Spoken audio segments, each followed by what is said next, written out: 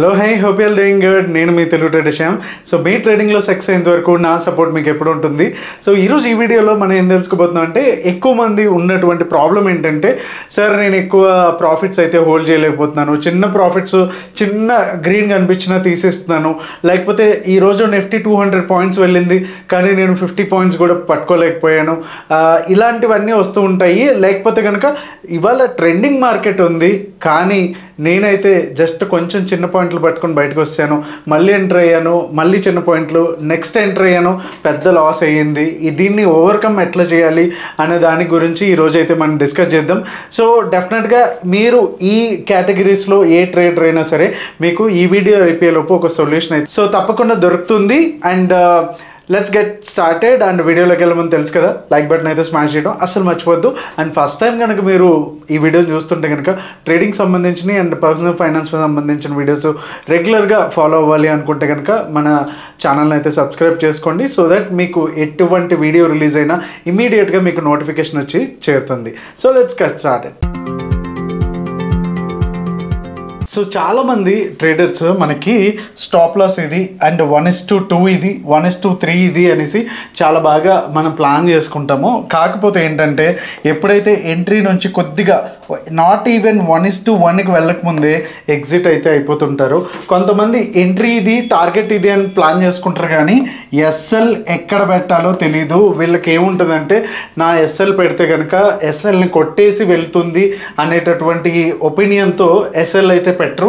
In case ఒకవేళ స్లోగా పైకి వెళ్ళింది అనుకుంటే కనుక దే ఫీల్ వెరీ హ్యాపీ.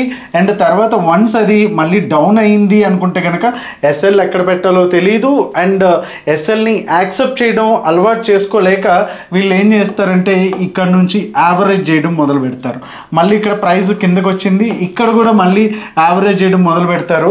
ఈ లోపు వాళ్ళకి పెద్ద ఎంటీఎం అంటే లైక్ ఒక 22,000 ఆర్ ఎల్స్ ఒక 30,000 వస్తే కనుక భయం వేసి ఇక్కడ వాళ్ళు ఎగ్జిట్ అవుతారు.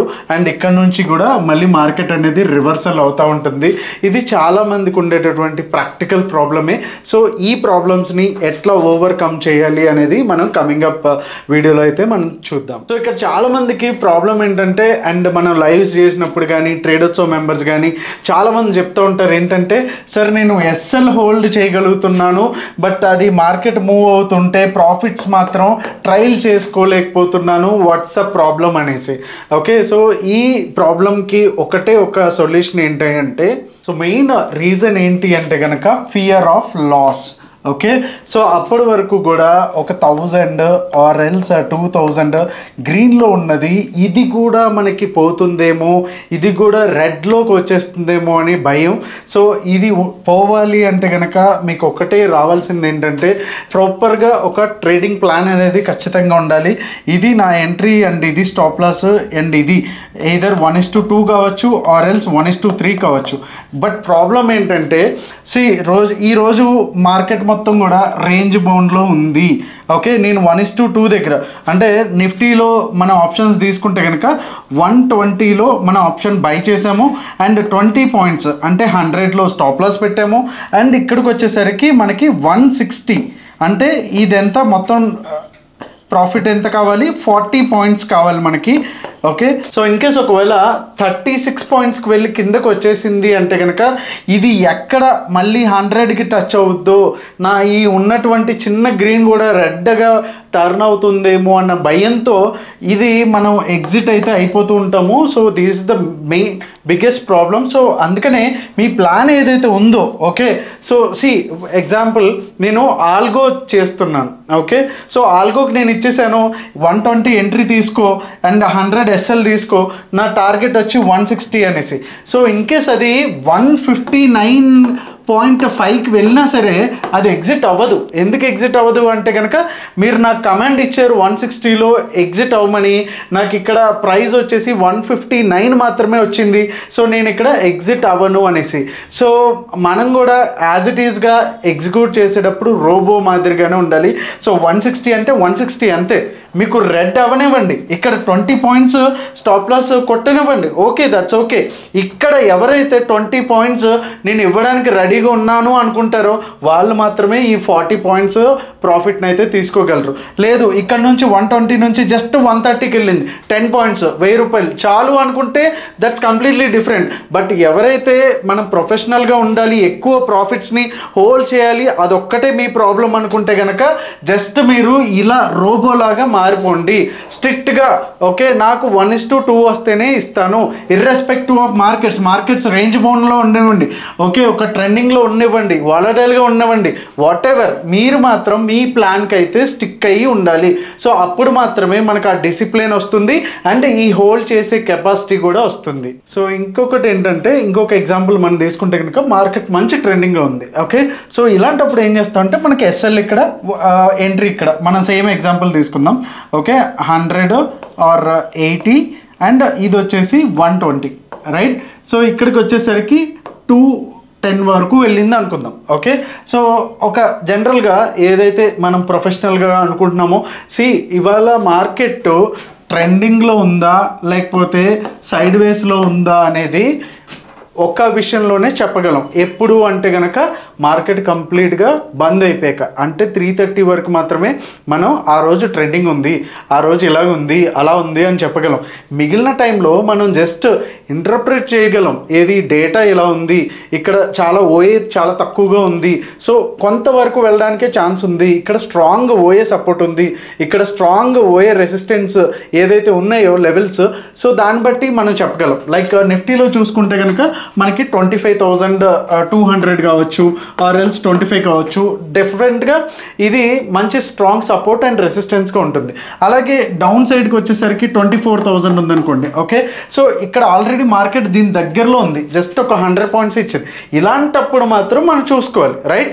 సో అలా కాకుండా ఒకవేళ ఎంట్రీ ట్రేడ్కి వెళ్తున్నాం, 24 నుంచి 25కి వెళ్తుంది అనుకున్నప్పుడు మనం ఎట్లా హోల్డ్ చేయాలనేది ఇప్పుడు ఒకసారి చూద్దాం. సో సింపుల్గా ఒక ప్రొఫెషనల్ ట్రేడర్ ఉన్నాడు.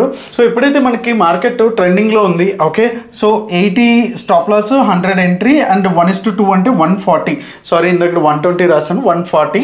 ఓకే, సో 140కి వచ్చినప్పుడు ఎగ్జిట్ అయిన తర్వాత ఎప్పుడైతే మనం నిఫ్టీ చార్ట్ చూస్తున్నామో మనకు ఒక స్ట్రక్చర్ అయితే ఉంది. ఓకే, క్లియర్గా ఒక స్ట్రాటజీ ఏదంటే హయ్యర్ హైస్ వేస్తుంది అండ్ హయ్యర్ లోస్ వేస్తుంది. ఓకే, మళ్ళీ higher lows and higher highs, H.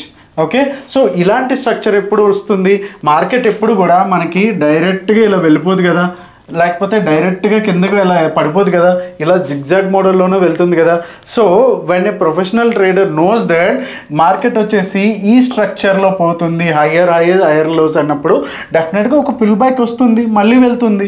Okay, so అలాంటప్పుడు మీరు ఎప్పుడైతే కనుక ఇలాంటి ఒక స్ట్రక్చర్ని మనం నిఫ్టీలో కానీ, బ్యాంక్ నిఫ్టీలో కానీ, సెన్సెక్స్లో కానీ మీరు ఐడెంటిఫై చేసినప్పుడు అస్సలు కంగారు పడకుండా, సో ఎప్పుడైతే 100 నుంచి 140కి వెళ్ళిందో మినిమం ఒక 10 పాయింట్స్ అనేది బ్లాక్ చేసుకోండి. ఓకే, బ్లాక్ చేసుకోండి సో దట్ ఇన్ కేస్ ఒకవేళ ఇది తప్పు, ఏదో న్యూస్ వచ్చింది, మళ్ళీ మార్కెట్ యూటర్న్ తీసుకుంటుంది, మీకు ఏదైనా నష్టమా? ఇక్కడ 10 పాయింట్స్ మీరు ఆల్రెడీ లాక్ చేశారు. ఓకే, సో బ్రోకరేజ్ కానీ, ట్యాక్సెస్ కానీ అక్కడక్కడ ఖర్చులు పోతున్నాయి అనుకుందాం, మీకు ఏదైనా నష్టమా వెనక్కి వస్తే? So in case what else, ఇంకొక సిచ్యువేషన్ ఏది, మనం అనుకున్నటువంటి అనాలిసిస్ బాగుంది, ఓఏ సపోర్ట్ చేస్తుంది, ప్రైస్ యాక్షన్ సపోర్ట్ చేస్తుంది, మిగతా బ్యాంక్స్ సపోర్ట్ చేస్తున్నాయి, ఆర్ ఎల్స్ వేరే ఏదైనా నిఫ్టీ కావచ్చు, సెన్సెక్స్ కావచ్చు, ఏదైతే మనకి కాంపోనెంట్స్ ఉన్నాయో అవన్నీ సపోర్ట్ చేస్తున్నాయి అనుకున్నప్పుడు వెళ్ళడానికి ఏం ప్రాబ్లం, రైట్? సో ఒక్కసారి కమెంట్ చేయండి బిఫోర్ వీఆర్ ఎగ్జిటింగ్. ఓకే, ఒక ట్రేడ్లోంచి ఎగ్జిట్ అయ్యేటప్పుడు ఖచ్చితంగా మనకు ఒక రీజన్ అనేది ఉండాలి.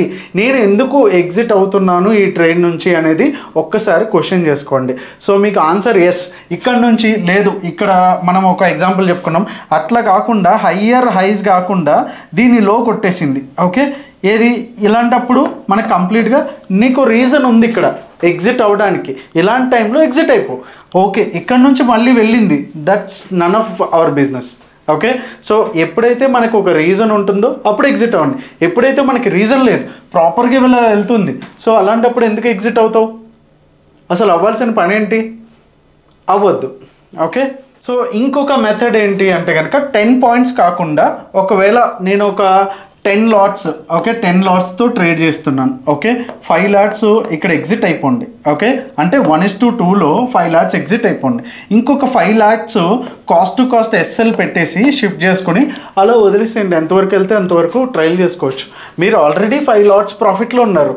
ఇది యాజ్ పర్ యువర్ ప్లాన్ 1:2లో బుక్ చేసుకున్నారు. సో మీరు మంచిగా ప్రాఫిట్ బుక్ చేసుకున్నారు. ఈ మిగతా ఏవైతే 10 లాట్స్లో ఇంకొక 5 లాట్స్ ఉంటాయో అవి మీరు కాస్ట్ టు కాస్ట్ పెట్టుకున్నారు. సో మనకి ఎక్కడైనా నష్టమా? ఆల్రెడీ మనం గ్రీన్లో ఉన్నాము, అయితే ఇంకా డీప్ గ్రీన్ అవుతుంది, లేకపోతే ఈ చిన్న గ్రీన్తోనే మనం క్లోజ్ చేసుకోవచ్చు. రెడ్ వచ్చే అవకాశమే లేదు కదా దీంట్లో. క్లియర్? మీకు అర్థమవుతుంది కదండి. సో ఇలా ఒక రీజన్ అంటూ ఉంటే ఎగ్జిట్ అవ్వండి, రీజన్ లేకపోతే ఎగ్జిట్ అవ్వద్దు. సో ఈ రీజన్స్ ఎట్లా ఫైండ్ అవుట్ చేయాలి అనుకుంటే ఒక ఎగ్జాంపుల్ అయితే ఆల్రెడీ చెప్పా, హయ్యర్ హైస్ హయ్యర్ లోస్ ఉండటానికి. ఇంకొక 2 మెథడ్స్ కూడా మనం ఈ వీడియోలో అయితే డిస్కస్ చేద్దాం. సో ఇక్కడ మనం 3 ట్రేడర్స్ గురించి అయితే మాట్లాడుకున్నాం. ట్రేడర్ ఏ వచ్చేసి స్మాల్ ప్రాఫిట్స్ ఉంటే చాలు అనుకుంటాడు. ఓకే సో ఒక 100, 500, 1000 వచ్చినా చాలు అనుకుని ఎగ్జిట్ అయిపోయాడు. సో సెకండ్ ట్రేడర్ ఇతను లాస్లోనే ఉంటాడు ఎప్పుడైనా సరే.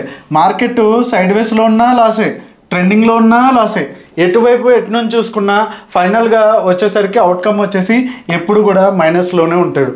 ఓకే ఇంకొక ట్రేడర్ సి వచ్చేసి అతను ఇన్ కేస్ ఒకవేళ సైడ్ వేస్ ఉంటే either stop loss as per his plan or else చిన్న profits as per his plan. And ఒకవేళ ట్రెండింగ్ ఉంటే కనుక మ్యాక్సిమం ఎంతవరకు అయితే కనుక అంతవరకు పట్టుకుంటాడు అనమాట. సో వీళ్ళకు ఉన్నటువంటి ప్రాబ్లమ్స్ ఏంటి, సొల్యూషన్స్ ఏంటి ఒకసారి చూసేద్దాం. సో ఈ స్మాల్ ట్రేడర్ ఎవరైతే ఉంటారో ఇందాక చెప్తున్నట్టు ఓకే అన్నీ బాగానే ఉంటాయి, ప్లానింగ్స్ అన్నీ కరెక్ట్గానే ఉంటాయి. మనోడికి ఎంట్రీ ఉంటుంది, స్టాప్ లాస్ ఉంటుంది, టార్గెట్స్ ఉంటుంది. కానీ ప్రాబ్లం ఏంటంటే కొద్దిగా ఇలా పైకి వెళ్ళి మళ్ళీ ఒక చిన్న ఓకే ఒక్క రెడ్ క్యాండిల్ పడంగానే అయ్యి బాబోయ్ అనుకుని ఎగ్జిట్ అయిపోతూ ఉంటాడు అనమాట. ఇతనికి చాలు అనేసి మళ్ళీ అలా చూస్తూ ఉంటాడు. పాపం ఇక్కడికి ఇలా వెళ్ళిపోతూ ఉంటుంది. సరే చాలులే మనకి ఎంతేలే అనుకునేటటువంటి ట్రేడర్స్ అనమాట. ఆల్రెడీ సొల్యూషన్స్ ఏంటనే చెప్పాను. ఒక ఈవెన్ 1 రూపీ అటు ఇటుగా ఉన్నా సరే ఎగ్జిట్ అయితే అవ్వద్దు. మీ ట్రేడింగ్ ప్లాన్ ఏదైతే ఉందో 1:2 కావచ్చు, 3 కావచ్చు, ఏదైతే ఉందో దాన్ని ప్రాపర్గా ఫాలో అయితే అవ్వండి. అండ్ ఇంకొక లాస్ మేకింగ్ ట్రేడర్ ఎందుకు ఇతను లాస్ ఎప్పుడు మెయింటైన్ చేస్తున్నాడు? సైడ్ వేస్ వచ్చినా ఆర్ఎల్స్ ట్రెండింగ్ వచ్చినా సరే లాస్ ఎందుకు మెయింటైన్ చేస్తాడని ఒకసారి చూద్దాం. సో ఇతను ఏమైందంటే ఎంట్రీ తీసుకున్నాడు, స్టాప్ లాస్ పెట్టాడు. ఓకే సో ఎంట్రీ అనేది ప్లాన్ చేసుకున్నాడు. ఇక్కడ నాకు 1:2 కావాలనుకున్నాడు, అంతా కరెక్ట్గానే ఉంది. ఓకే సో ఎంట్రీ దగ్గరికి వెళ్ళింది. ఈ టైంలో అతను వేరే ఇండికేటర్ నుంచి చూస్తున్నాడు అనమాట, లేకపోతే వేరే ఓఏ చూస్తున్నాడు, లేకపోతే వేరే టెలిగ్రామ్లో వాళ్ళు కన్ఫర్మ్ చేశారా ట్రెండ్ పైకి వెళ్తుందా కిందకి వెళ్తుందా అన్నాడా. ఆయన్ని చూసి నా అనాలిసిస్ మ్యాచ్ అయితే అప్పుడు తీసుకుంటాను అనేసి కూర్చున్నాడు. ఓకే ఇది మంచిగా ఒక క్యాండిల్ వేసింది, ఆల్మోస్ట్ 1:1 కూడా వెళ్ళిపోయింది. ఓకే 1:2 ఇతని టార్గెట్ 1:1కి అయితే ఆల్రెడీ వెళ్ళిపోయింది.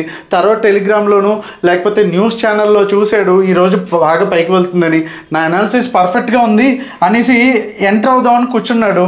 జస్ట్ 1:2కి వెళ్ళక ముందు 1:1కి ఒక క్యాండిల్ అయితే చిన్న క్యాండిల్ రెడ్ అయితే పడింది.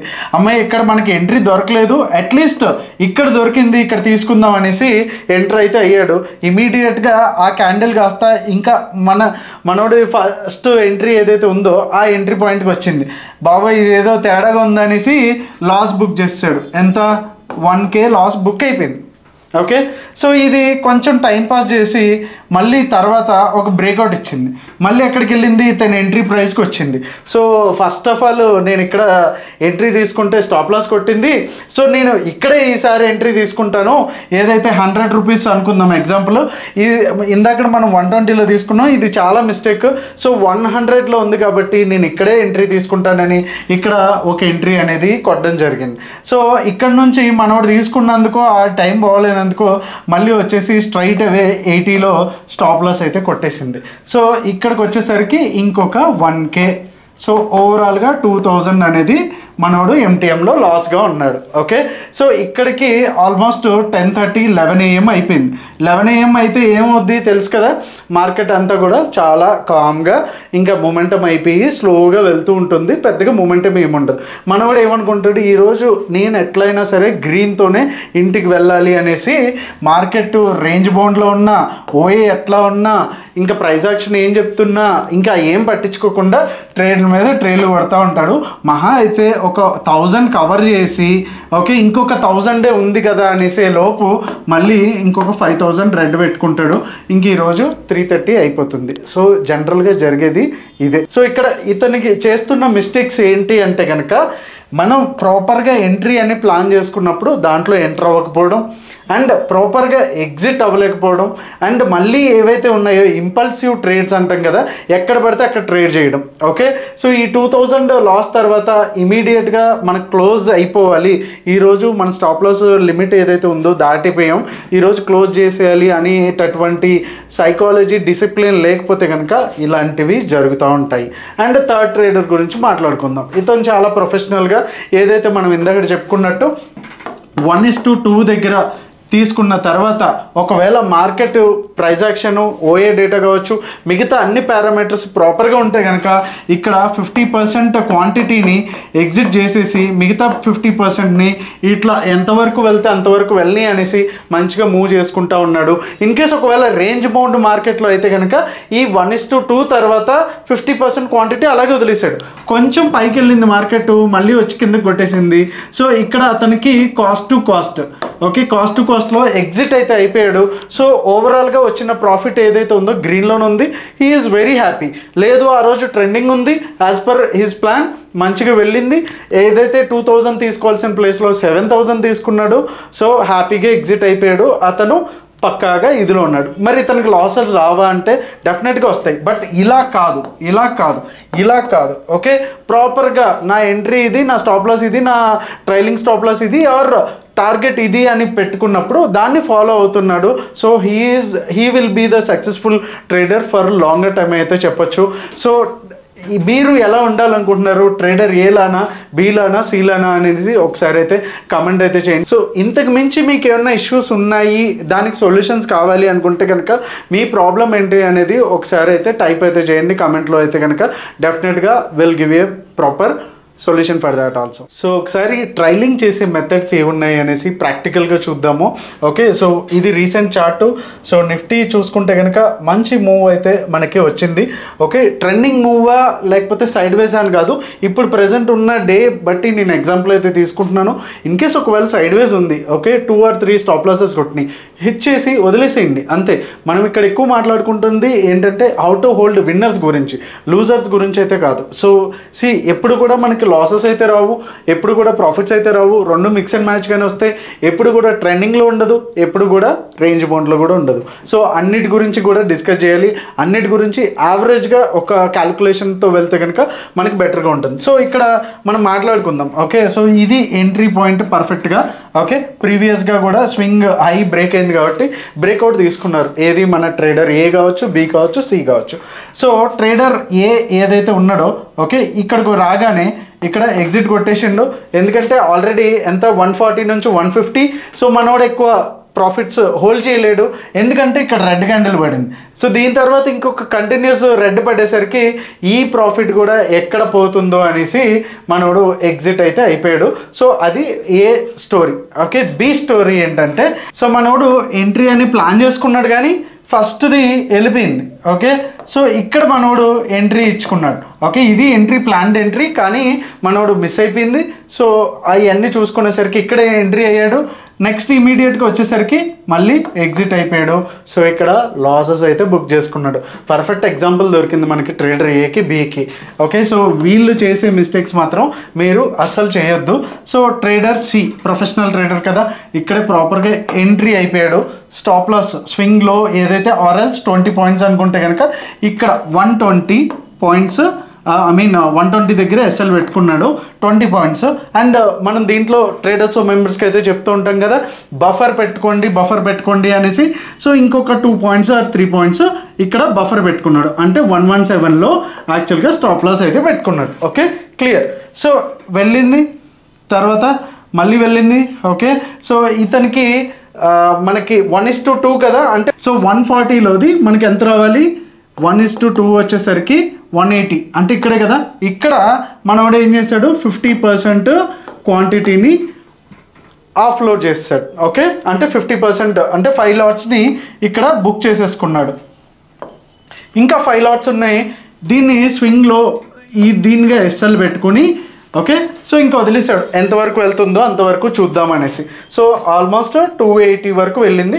బట్ అఫ్ కోర్స్ ఏదైతే ఎప్పుడైతే మనకి ఈ అట్లీస్ట్ ఇక్కడ వరకు అయినా అనుకోండి, లేదు ఇక్కడ నుంచి ఒక 30 పాయింట్లు అనుకోండి, ఇంకో 20 పాయింట్లు అనుకోండి, ఎంతో కొంత బుక్ అయితే కనుక మనకి ఇక్కడ ఏదైతే ఇన్ కేస్ ఒకవేళ ఇక్కడ నుంచి రివర్సల్ అయినా సరే మనోడు 160లో ఎగ్జిట్ అయిపోతాడో, 140లో ఎంట్రీ కాబట్టి 160లో ఎగ్జిట్ అయినా 20 పాయింట్స్ ప్రాఫిట్లోనే ఉంటాడు.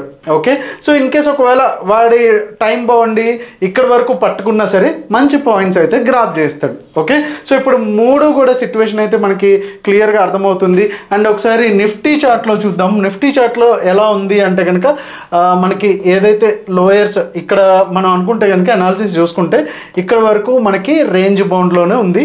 సో ఒక్కసారి బ్రేక్ అయిన తర్వాత కొంచెం వెళ్ళింది తప్ప మనకి మంచిగానే ఇక్కడ వరకు వచ్చేసింది. సో ఈ టైంలో కనుక మనం ఎంటర్ అయితే కనుక డెఫినెట్గా స్టాప్ లాసెస్ కావచ్చు, చిన్న ప్రాఫిట్స్ ఆర్ చిన్న లాసెస్ రావడానికి ఛాన్స్ ఉంది. బట్ ఇలాంటి మూవ్స్ వచ్చినప్పుడు ఇట్లా మనం స్ట్రాటజికల్గా వెళ్తే కనుక మనకి మంచిగా ఓవరాల్గా మొత్తం పట్టుకోవడానికి అయితే మనకి ఛాన్స్ అయితే ఉంటుంది. సో ఇప్పుడు మాట్లాడుకుంటున్నాం మనం, ఒకవేళ మనకి నాకు అనాలిసిస్ చేయడము ఇవన్నీ కష్టము అనుకునే వాళ్ళకి 3 మెథడ్స్ ట్రైలింగ్ మెథడ్స్ చెప్తాను కదా.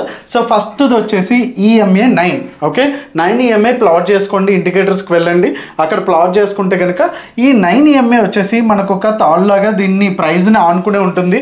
సో మనకి ఎంట్రీ ఇక్కడ వచ్చింది కదా, సో దీని కింద ఒక క్యాండిల్ కనుక కూర్చుంటే అప్పుడు మనం ఎగ్జిట్ అయిపోవచ్చు. అంటే ఎలా ఇక్కడ క్యాండిల్ కనుక కూర్చుంది కదా, దానికి సంబంధం లేకుండా, అంటే EMA ఇట్లుంది, క్యాండిల్ మాత్రం ఇట్లా ఉండాలి. ఓకే, ఇట్లా ఉంటే కనుక ఎగ్జిట్ అవ్వండి. లేదు ఇక్కడ వరకు ఉంది, నో ఎగ్జిట్, ఇక్కడ ఎక్కడైనా ఎగ్జిట్ అనేది చూపిస్తుందా, ఎగ్జిట్ లేదు కదా, అలాంటప్పుడు ఎందుకు ఎగ్జిట్ అవ్వాలి? మనం వీడియో స్టార్టింగ్లో చెప్పుకున్నట్టు మీకు ప్రాపర్గా ఒక రీజన్ ఉంటే మాత్రమే ఎగ్జిట్ అవ్వండి, లేకపోతే ఎగ్జిట్ అవ్వాల్సిన అవసరం అయితే లేదు. సో ఇక్కడ మనకి ఇక్కడ ఎగ్జిట్ చూపిస్తుంది, అంటే ఆల్మోస్ట్ ఎంత ప్రైస్, అంటే ఇక్కడ ప్రైస్ ఎంత ఆల్మోస్ట్ 260 250 వరకు ఉంది. సో మనకి ఎంట్రీ ఎక్కడ ఇచ్చింది 140 to 260. ఇక్కడ ఎక్కడైనా ఎగ్జిట్ అవ్వడానికి రీజన్ ఉందా? ఒకసారి చెప్పండి ఎస్ ఆర్ నో అనేసి. ఎందుకంటే మీకు 5 మినిట్స్లో ఇలా ఉంది చార్టు. ఇన్ కేస్ ఒకవేళ నేను 15 మినిట్స్కి చేంజ్ చేస్తున్నాను, సో నేను ఇక్కడ 15 మినిట్స్ కోసం మార్చాను. ఇక్కడ చూడండి EMA ఎక్కడైనా టచ్ చేసిందా, ఆల్మోస్ట్ ఈ ఏరియా వరకు కూడా మనకి టచ్ అయితే కాలేదు.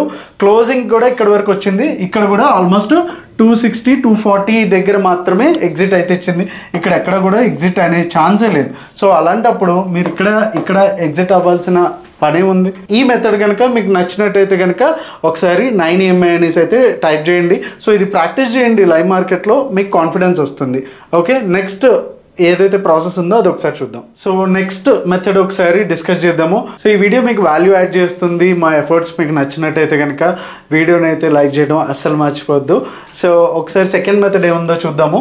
సో ఫ్రీక్వెంట్గా మనం చెప్తూ ఉంటాము, జస్ట్ క్యాండిల్స్లోకి వెళ్ళేసి దీన్ని హైకనషిలోకి అయితే చేంజ్ చేసుకోండి. ఓకే, సో మనం ఎంట్రీ ఎక్కడ తీసుకున్నామో ఇక్కడ ఏదైతే 140 దగ్గర మనం ఎంట్రీ తీసుకున్నాం కదా, రైట్.